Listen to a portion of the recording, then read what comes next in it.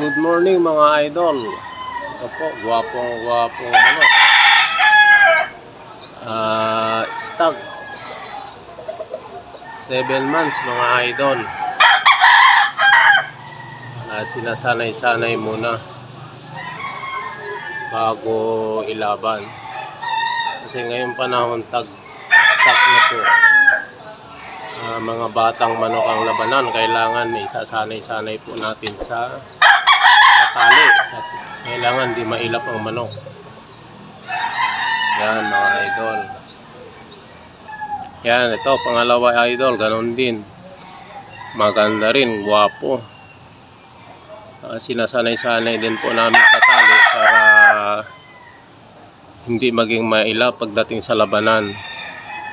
Kailangan po kasi ang manok isanay natin sa tali at kailangan tuwing umaga hipo para hindi maging mailap ang manok po natin.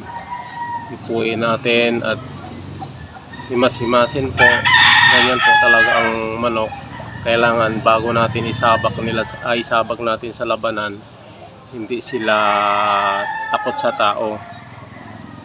Yan mga idol, kailangan din po sanay sa ingay ang ating mga manok panlaban. Kasi kung sanay sila sa ingay, hindi sila natatakot sa mga tao, sa ingay ng mga tao. At isa din po yung kailangan sanay din po sa ilaw. Tulad nito mga idol, medyo medyo mailap pa. Kaya tuwing umaga at hapon, ipuin natin siya at himas-himasin yung katawan niya para maging masanay na po sa tao. Yan ang pamamaraan mga idol para hindi maging mailap ang ating mga manok panlaban. Lalo pa yung mga stock na manok, mga batang manok, kailangan ganyan po isasanay natin.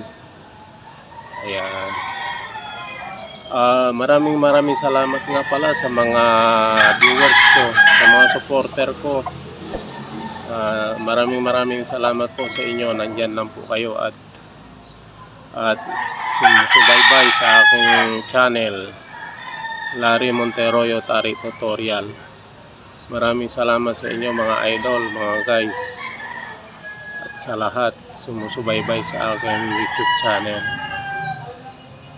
Thank you po sa lahat sa inyo at God bless mga idol. Mabuhay po tayong lahat. Thank you.